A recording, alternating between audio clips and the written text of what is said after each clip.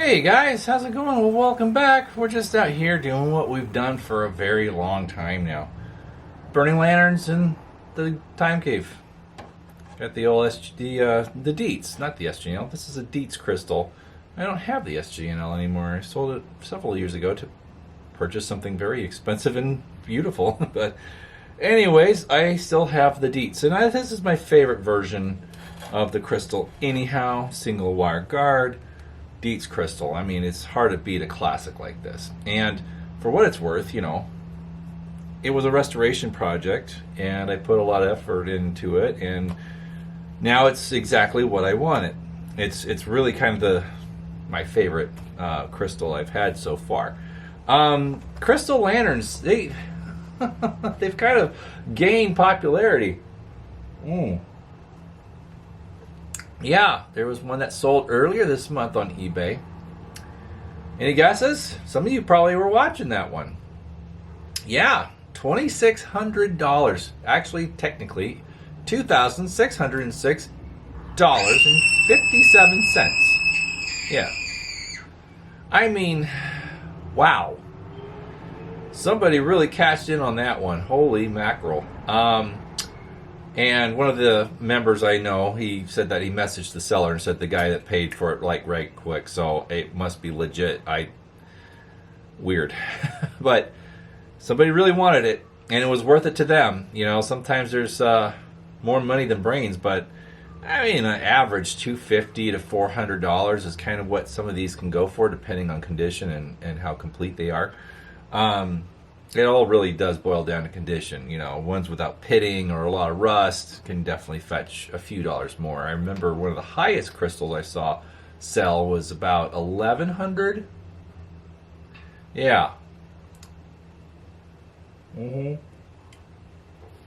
Prime example. The one that sold for $2,600 was a steam gauge and lantern company, late 90s, just on the cusp of them being purchased and liquidated by Deets by 1898. And so it was a late SGNL, and it was nice. It had some rusty patina and nice distressed, nothing that was chronic. It wasn't, roached out or anything, but it just had a kind of a nice patina and age type of aesthetic to it. Rustic a bit. But anyway, somebody really wanted it. So yeah, that was entertaining. But we are burning this crystal because I don't really burn it too much, and I feel bad because it is a nice lantern, and I don't get to enjoy it as much as maybe I'd like to sometimes. I've got a lot of things to enjoy, and more recent additions are kind of what is on deck most evenings. But I am trying to get out there and exercise the collection a little bit more because, a couple nights ago, it was actually was it Sunday night? I think it was Sunday night. I thought, you know what? I need to burn my number 2 CT Ham Cold Blast. My, one with the ruby flash globe and everything. It is by far my favorite ham Cold Blast lantern, and I've had some very special ones. I used to have a pin lift Cold Blast with the patch corners and all that stuff. It was a very, very rare lantern. Do I miss it? Sure. That was the earliest Cold Blast lantern I ever owned. It was special. I loved it. However, it was too clean. It was too clean. It was, it was a restoration project at some time for somebody, and they cleaned it, and they made it something special. It was nice. Don't get me wrong. It was a nice lantern, but something that, like my other CT Ham that I kept, age 10, not a lot of rust, just dark and original. See, that's how I want to find an early Cold Blast. I know I have these criteria, but I have to. I'm picky. I've become very picky in a lot of respects because, money's kind of scarce, and I don't want to invest in something that I don't truly like. Just because it's rare doesn't mean it's something I'm going to love as much as maybe I should. Rarity has become less important to me. Right now, where I am in my collecting experience, I would say, is aesthetics. If a lantern has a nice look about it, whether it's common or rare, if it has a nice aged look. Not necessarily rusted out, but, you know, dark tin, some distress, some signs of use, and some care, not too much neglect, but then I'm going to be for it. I'm going to like it. Something that's overly restored or, you know, collector quality, I guess you could say. I would pass. That's not me anymore. That's not where I'm at. I like things that have some story to tell. You know, you get it. You guys are probably tired of me saying these things. But anyways, there's been some fun things I've done over the last several weeks. Started kicking off the first of the year. A member I was talking with, he hit me up. I actually promised him to make him a label for one of his fuel cans. He had a Winfield fuel can that had the spigot on it. Was not the small one like that. It was a big one with the little, you know, pour spigot on it. And it had a label with the, you know, the Union shield, and it said Columbia with an eagle on top. It was very patriotic looking. It was made by Winfield. Kerosene can, you know. And the label was kind of intact, but was very faded and aged out, and he was curious if I would be able to make him a reproduction, because I've mentioned to some of the guys I am a graphic designer, and I can do labels, and I can print them out, or I can make you the file, and you can print it out yourself. But anyways, it was Chris. He shout out to Chris. I know you're watching. He asked me if to do this Winfield label, so I shopped around on Google, and I found other pictures of labels of the same style, same era, but in better condition. So I looked at that and everything, and I found a really good high-res picture of the same label on an original can. It was missing some corners and tabs, and it had a few little folds and stuff. It wasn't perfect, but I saved the image and stretched it out, because when you photograph one of those labels, it's on a curved surface, right? So it's not, you know, I had a count for that, so I had to stretch it out and then use the cloning tool and clone in the areas that were missing and make it all look like it was a complete label. And then I sharpened a few things up. I kept the texture that it already existed on the original printed label, adjusted the colors a little bit so it would print more accurately. So I did that. I've restored it digitally in Photoshop, the image that I found. It was a good high res, so it could print out nice and it would look like an original label. So I did that. And he was very appreciative. He loved it, and he showed me a picture of it on the can. Actually, he did make a post on the Tubular Lantern Collectors group on Facebook of the can. So some of you probably seen it. But this is where the community comes into play. And this is what I appreciate about a lot of the guys who collect antique lanterns. You know, it's not always about getting money per se. Sometimes receiving something in trade works just as well. Sure, I definitely could use, you know, we all could use more money, right? But with the community and everything, sometimes it's best to take an offer. And Chris sent me something, and I'm excited to open this with you guys. That's right. So here we go. We're going to open. We're doing an unboxing today. Yay, unboxing day. Here we go. Haven't done an unboxing video in a minute, have I? I don't know. But let's see here. Shoot. Yeah, had to get creative with this thing here. Okay. I'm just trying to undo the tape, you know. Yeah. Okay. All right.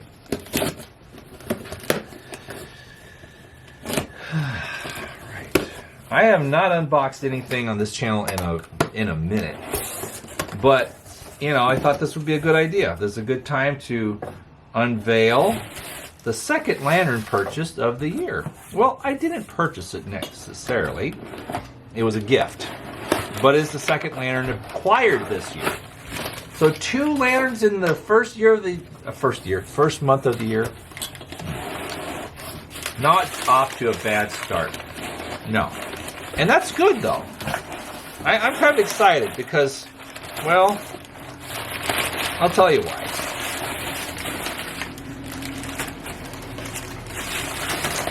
since the lantern that he sent me, and it is a lantern, is actually pretty nice. And I'm really excited to have it because, well, I made maybe a decision some of you might not agree with. But, you know, it's funny because I have had many lanterns come and go, as you well know. I've sold quite a few. But for whatever reason, Defiance lanterns don't stick around too long here. I enjoy them, and then I send them along because I don't really get the ones I think I really truly want. Now, I have one that I actually just recently sold to member and friend John Morris. Now, we all know John. He has an exquisite collection. And, well, he's always buying things that he doesn't have, of course, as collectors do. He looks for things that are unique and different. Well, I had that Defiance Cold Blast, the big number 2 with the matte striker globe plate. Well, I liked that lantern, and it was very rare, but I sold it to John because I knew it would probably be more appreciated in his hands than mine. And it's one of 2 that I've ever seen. There's only one other that was posted on the group that has the matte strip on the lower part of the globe plate. Not the air tube, but the globe plate. It has a little strip and a little hole to insert your match into. And I've done it several times like that. I've burned that lantern. It's fun. It's neat. But you know what? Even if it's extremely rare, it wasn't wasn't, you know, telling me a lot. It wasn't saying, hey, you should keep this indefinitely because it's so rare. Well, I was looking at it and I was like trying to find something to sell, and I knew I had some lanterns I wanted to move, but couldn't figure out which one because I love them all, right? But anyways, Chris sends me this one. So I thought, well, I need to get rid of one when a new one comes in. So he sent me this. It's a beautiful early Defiance, pre-1910s with the small fill spout. And this thing is in just beautiful condition.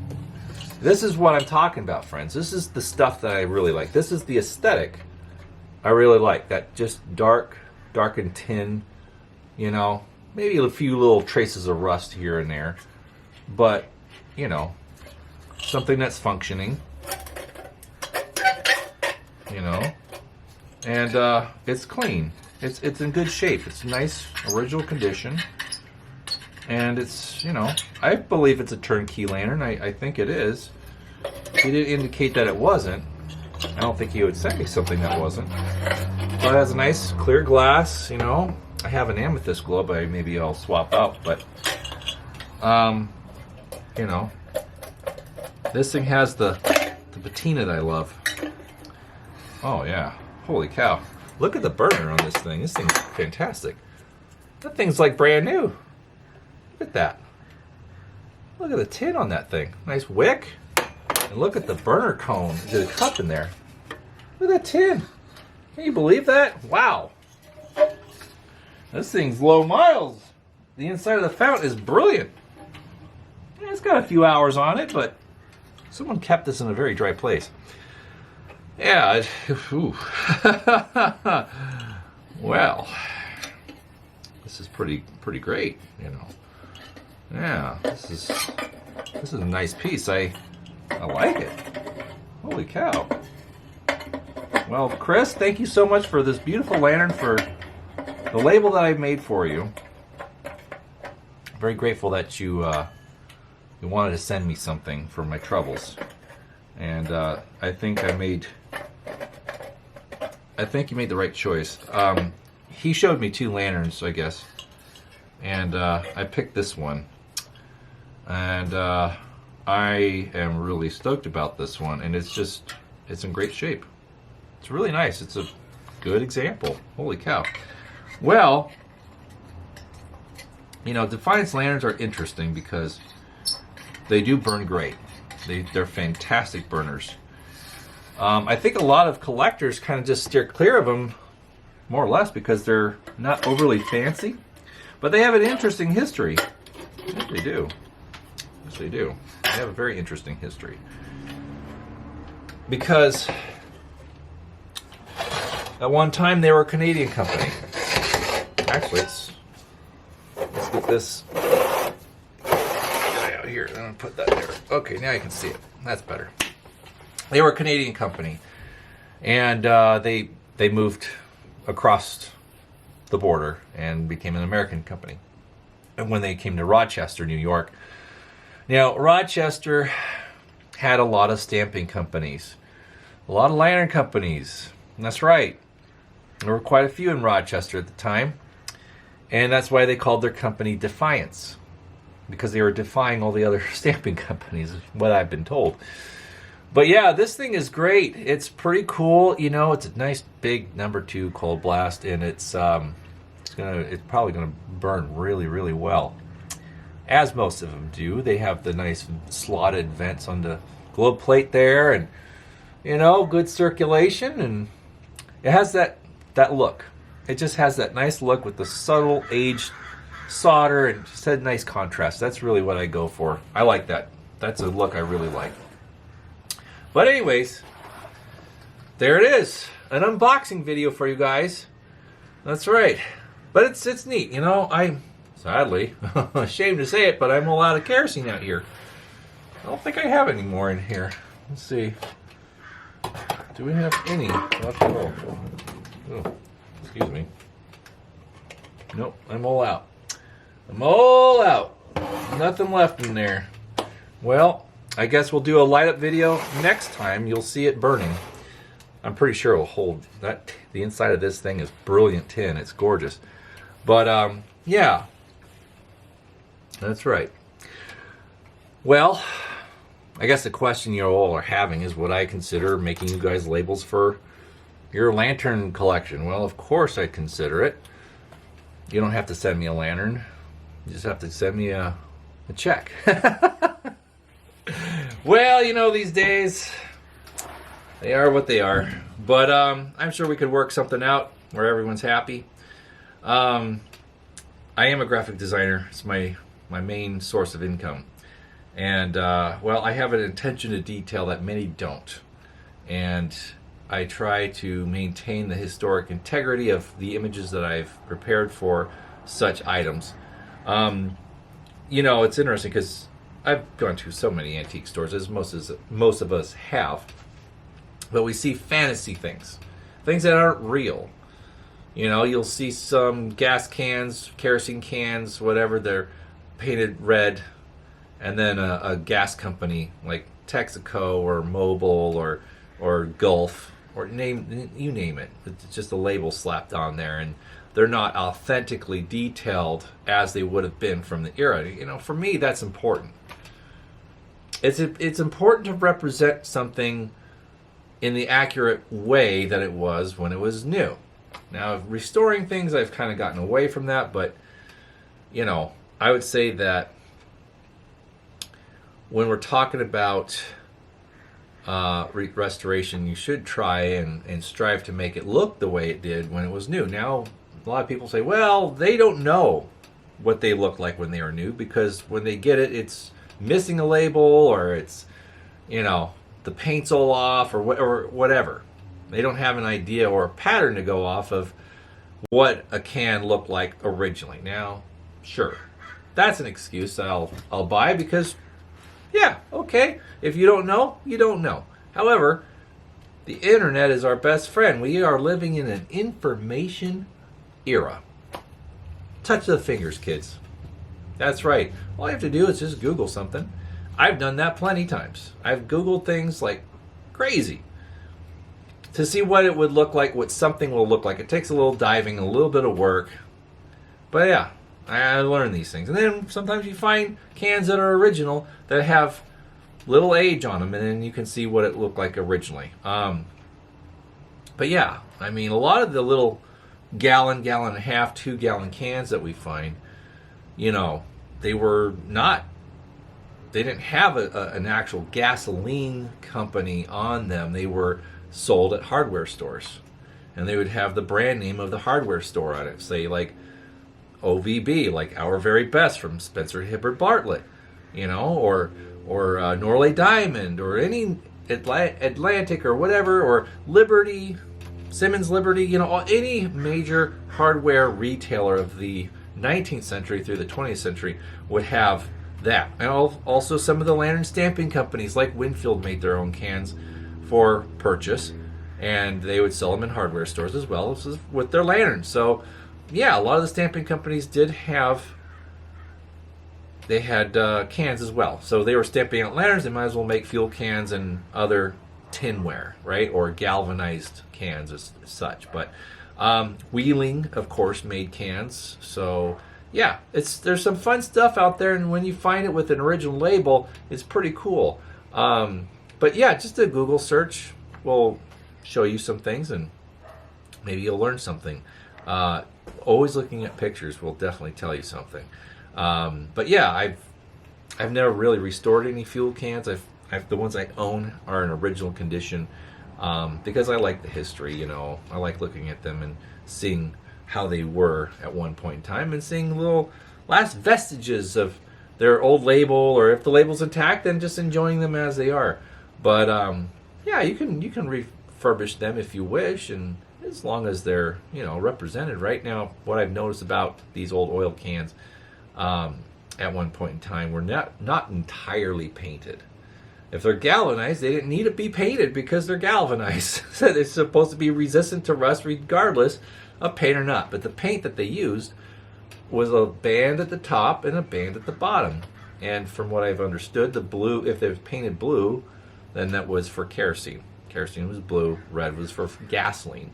Now, there's been some debate, and I think I'm okay with this. I actually would agree that prior to the advent of the automobile, kerosene was the primary fuel. And so maybe a red can or a can with red details on it would indicate kerosene or coal oil. And then once gasoline became the primary fuel, when the automobile became more viable and more, I would say, common, then kerosene took the color designation of blue. But I can't confirm that. But anyways, well, wonderful gift for payment for some graphic design work, and I am very happy with this. I think this is a beautiful example. It's a nice lantern. Thank you so much for offering this to me, Chris. I really, really like it. It's a nice big cold blast, and you know, Defiance lanterns, as nice as they are, as much as they burn well, they're very classically designed. They're very simple in their approach. And there was only one point in time where Defiance or Embry became relatively fancy, and that was around 1914, 1915, and then it had the stamped tooling on the air tubes and also the baffle. I had one of those once, and no longer. I have another one lined up. But anyways, this is a beautiful piece. I think this is going to be great. I'm going to just fuel it when I get some more kerosene today, and hang it on the porch. It'll be a nice piece to enjoy outside in the evening and provide a lot of light. But yeah, they're like, well, isn't it going to rust outside? Not in California. Well, we've had some rain, but I take them in and wipe them down a little bit here and there, make sure that they're not rusting. But yeah, this is a beautiful piece. I like it. All right, friends. Well, thanks again for tuning in once again. I'm your congenial tubular host, Ray O'Rob. If you like the content, definitely like and subscribe and share it with your friends, because that helps the algorithms and that gets my videos out there more, and that means I can eventually monetize a little bit better and things will be a little easier around here, if you know what I'm saying. If you like it, then do it. Do it. You know what button to hit? Go for it. Anyways, thanks again. And I'll look forward to sharing more things with you guys as the year continues next week. The same time, same station. Bye-bye.